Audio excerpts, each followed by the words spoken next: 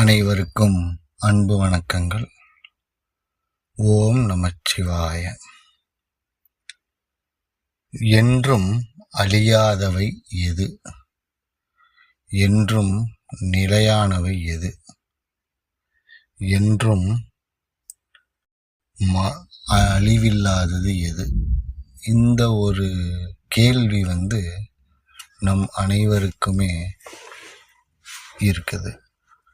காரணம் என்ன அப்படின்னா, இந்த ஆன்மீகத்தில் நாட்டம் உள்ளவர்கள் அனைவரும் நம் உடல், நம்மை சுற்றி இருக்கும் அனைத்து பொருள்களும் தற்காலிகமானவை, கற்பனையானவை, கொஞ்ச காலத்தில் அழிஞ்சிரும் அப்படின்னு எல்லாம் சொல்கிறத கேட்டிருக்கோம். அப்படின்னா நிலையானவை என்ன அப்படின்ற ஒரு தேடல் நமக்கு ஏற்படுது. அதை பற்றின சில விவரங்கள் தான் நாம் பார்க்க போகிறோம். இந்த பிரபஞ்சத்தில் எது ஒன்றிற்கு தோற்றம், அதாவது தொடக்கம் அல்லது பிறப்பு என்ற ஒரு நாள் அல்லது ஒரு காலம் இருக்குதோ, அந்த ஒன்றிற்கு மறைவு அல்லது அழிவு அல்லது இறப்பு அப்படின்ற ஒரு நிலை வந்தே தீரும். இது இயற்கையின் விதிமுறை, இதை மாற்ற முடியாது. அப்படியானால் தோற்றமே இல்லாம ஒன்று எப்படி இருக்க முடியும்? அப்படி ஒன்று இருக்குன்னா அது என்ன? இப்படி ஒரு கேள்வி இருக்குது இல்லைங்களா?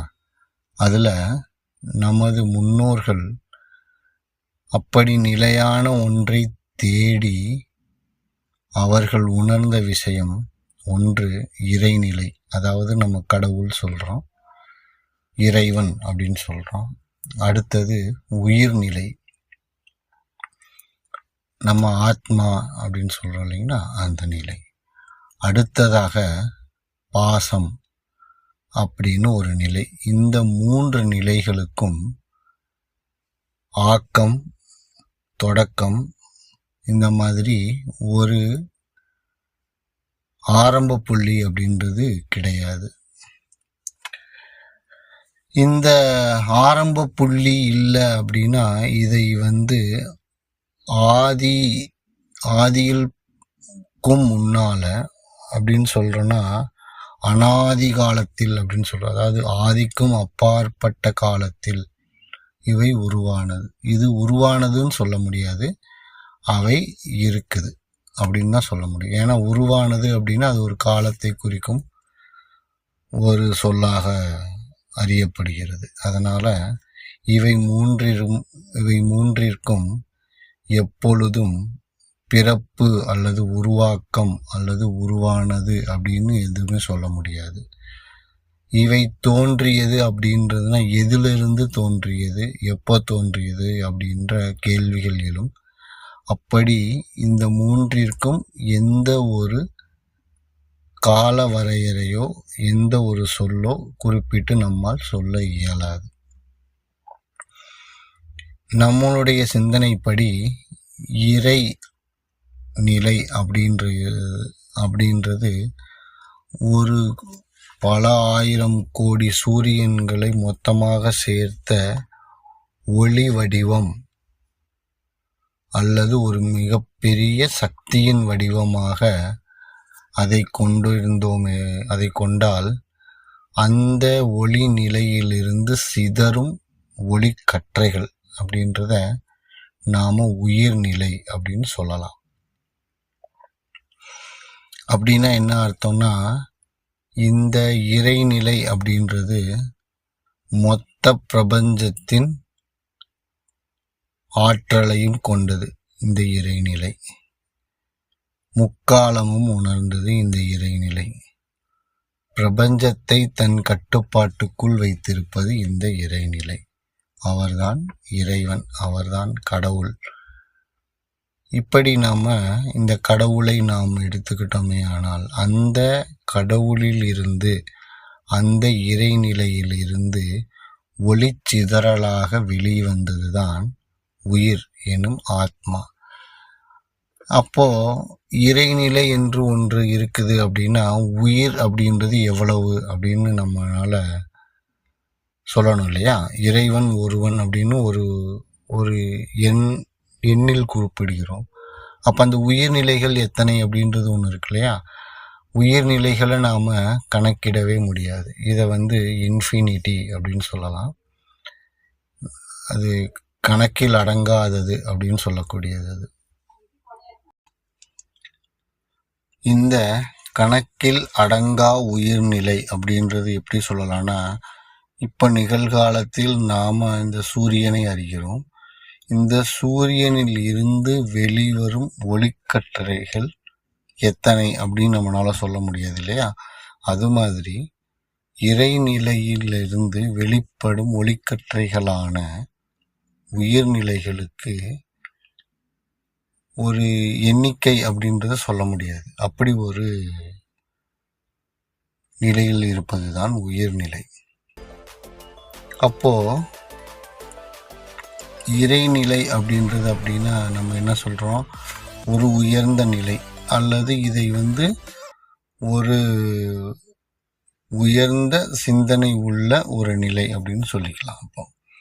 அப்போ அந்த இறைநிலையிலிருந்து வெளிப்படும் ஒளிக்கற்றைகளான உயிர்நிலை அப்படின்றதுக்கும் அதனுடைய ஒத்த தன்மை இருக்கும் இல்லையா?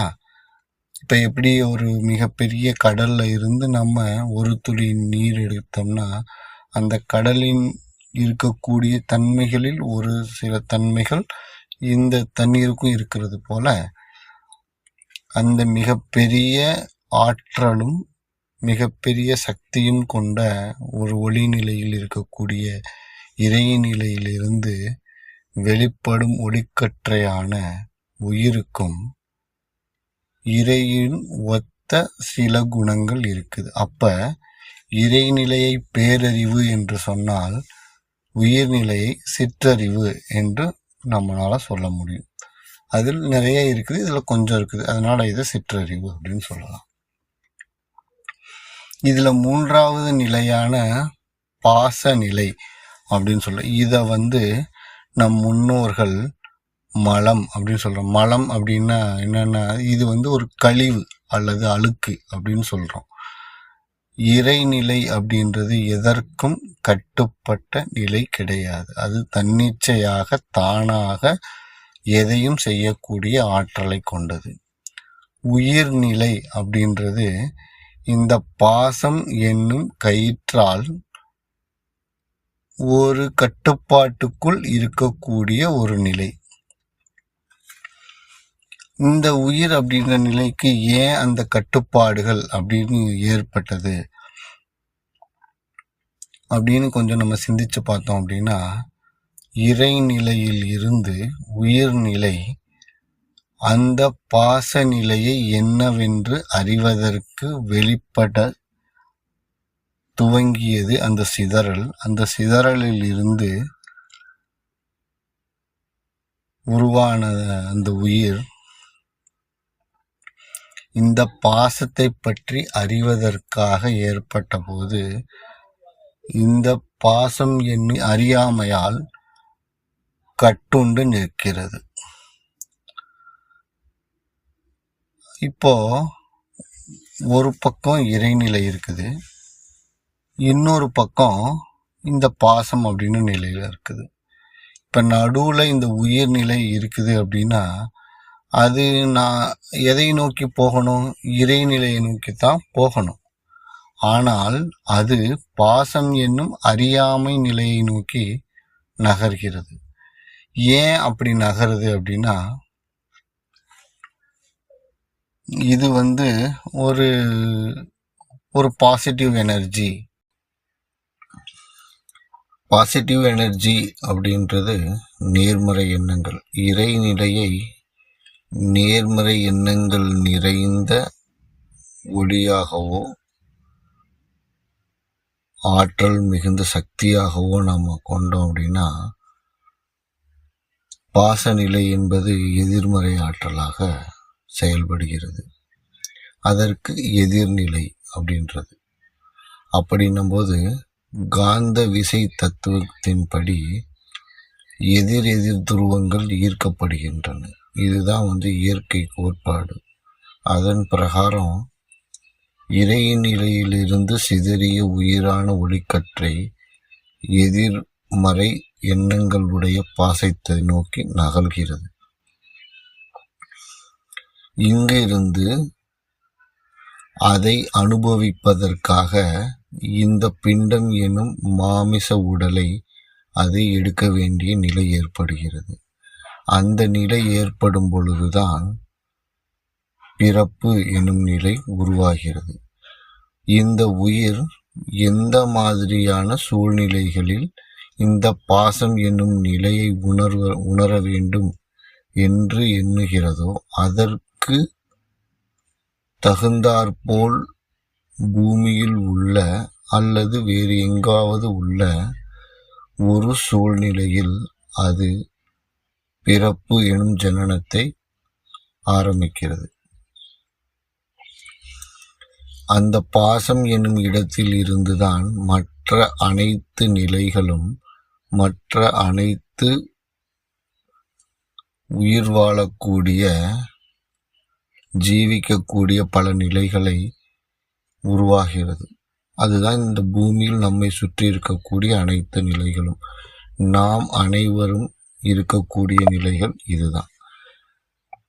இப்போ இதில் இருந்து நாம் சற்று விலகி நாம் எங்கிருந்து சிதறி வந்தோமோ, வழி தவறி வந்தோமோ, மீண்டும் அங்கேயே சென்றடைய வேண்டும். இந்த நிலைதான் சிதறிய ஒளிக்கற்றை மீண்டும் அதன் ஆரம்ப இடத்திற்கே போக வேண்டும். அப்படி போயிடுச்சு அப்படின்னா அதற்கு பிறவா நிலை என்ற ஒரு நிலை ஏற்பட்டுவிடும். காரணம், இப்படி இறைநிலையிலிருந்து வெளிவந்த உயிர்நிலை தனது சொந்த விருப்பத்தின் பேரில் இந்த பாசம் எனும் நிலையை அறிய எண்ணி ஒரு குறிப்பிட்ட காலத்தில் பல கோடி பிறவிகள் எடுத்து அதில் ஒன்றும் இல்லை, அவை அனைத்தும் வீண், அனைத்தும் எந்த ஒரு நன்மையும் அற்றது என்ற நிலையை உணர்ந்த பின் அந்த ஆத்மா தன் நிலையை உணர ஆரம்பிக்கிறது. அது உணர்ந்து மீண்டும் இறைநிலையை அடைகிறது. இதுதான் மொத்த வாழ்க்கையின் தத்துவம். இதுதான் நிலையான ஒரு அமைப்புகளான இறைநிலை, உயிர்நிலை, பாசநிலை என்ற நிலைகளின் மூலம் பிறப்பு எனும் நிகழ்வும் இறப்பு எனும் நிகழ்வும் ஏற்படுவதற்கு காரணமாக அமைகிறது. இதை நாம் புரிந்து கொண்டால் நாம் எந்த நிலையில் இருக்கிறோம் என்பதை சற்று அமைதியாக யோசித்தோமேயானால் நமக்கு இந்த உண்மை விளங்க ஆரம்பிக்கும். அனைவருக்கும் நன்றி, வணக்கம். திருச்சிற்றம்பலம்.